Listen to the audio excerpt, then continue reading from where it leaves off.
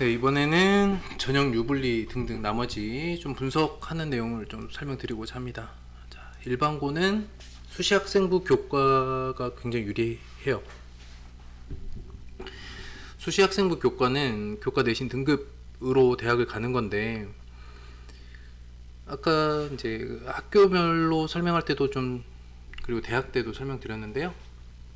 일반고는 이렇게 그룹 형성이 좀 어느 정도 됩니다. 그래서 1등급 그룹, 1에서 2등급 그룹이 좀 형성이 돼서 좀 꾸준하게 유지되는 부분이 있습니다. 진짜 통계적으로 보면 90에서 95% 정도 학생이 1학년부터 3학년까지의 등급 구간이 거의 변화가 없다, 이렇게 통계적으로 나온 것도 있었는데요. 그래서 일반고는 높은 내신 등급을 유지를 좀 할 수가 있어요. 가능성 면에서 훨씬 선발형 고등학교보다 높아서. 그래서 학생부 교과 전형 위주로 수시 합격을 하고요. 나머지 영역에서는 다 불리합니다. 그러니까 정시 수능 준비라고 하면 선발형 고등학교는 사실 고등학교 2학년 때 거의 수능 범위를 끝내요. 수능 범위가 좀 중요한 과목이 수학과 탐구 과목들이에요. 그랬을 때 수학 같은 경우는 일반고는 고3까지 진도를 뺀다면은 선발형 고등학교는 이과여도 2학년 때 모두 끝냅니다. 대단한 거죠. 그래서 수능 어렵죠. 학생부 종합전형은 아무래도 학교 활동이, 그러니까 학생부 종합전형에서 수상 실적뿐만 아니라 이제 창의적 체험 활동, 독서 활동, 뭐 세부 능력 및 특기사항 등등등등 여러 가지 이제 사항에서 이제 선발형 고등학교와 이제 질적 차이를 좀 가질 수밖에 없어요. 그런 영역은 학생 개인의 능력도 중요하지만 사실은 학교 환경도 좀 중요합니다. 학교에서 갖춰져 있는 활동들, 이런 것들이 좀 질적인 차이가 좀 크죠.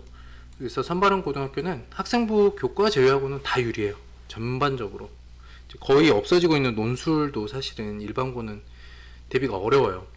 따로 학원을 다니지 않는 이상. 근데 이제 뭐 자사고는 기본적으로 논술 준비까지 학교에서 가능합니다. 그 정도 차이가 있다.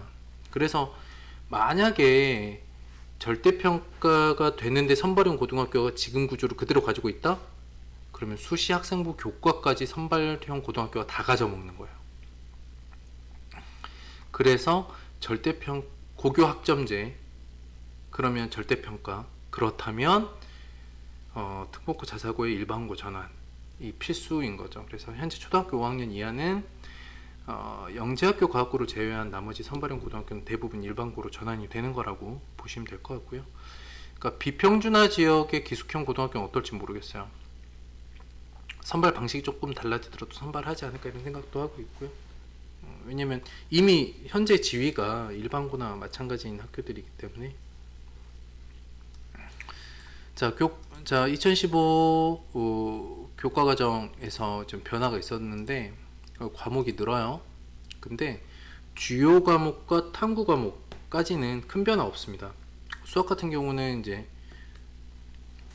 수학은 좀 큰 변화를 가졌죠. 2015 개정교육과정에서 기하 벡터가 기하로 바뀌고 수능에서 배제되는 그런 좀 부분이 있었고, 문과 같은 경우는 수능 과목 자체가 수학이 좀 늘었고요. 수학이 좀 변화를 했다. 이과는 조금 더 쉽고 양이 줄었고, 문과는 더 어렵고 양이 늘어나는 그런 효과가 있었고요. 나머지는 거의 비슷합니다. 그래서 사실 입시에 관련된 과목에 큰 차이는 없어요.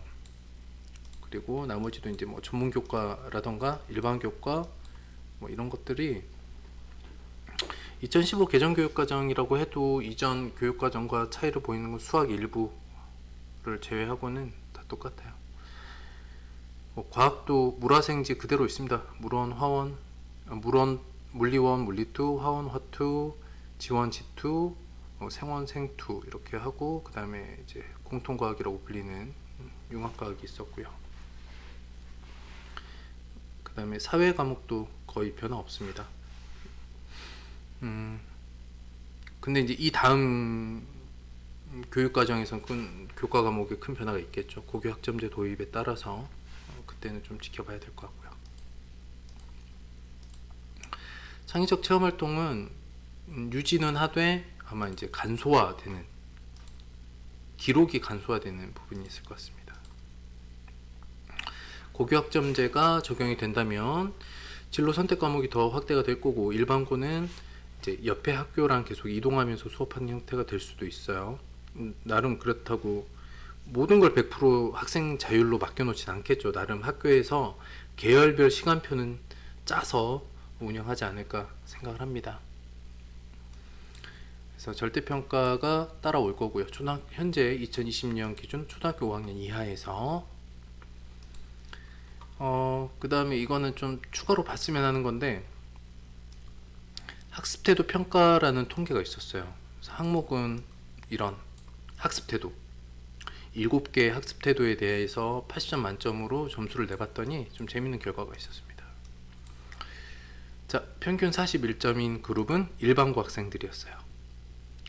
평균 62점인 학생들이 특목고 자사고 학생들이었고, 가장 높은 학습 태도를 보인 그룹은 어디일 것 같으세요?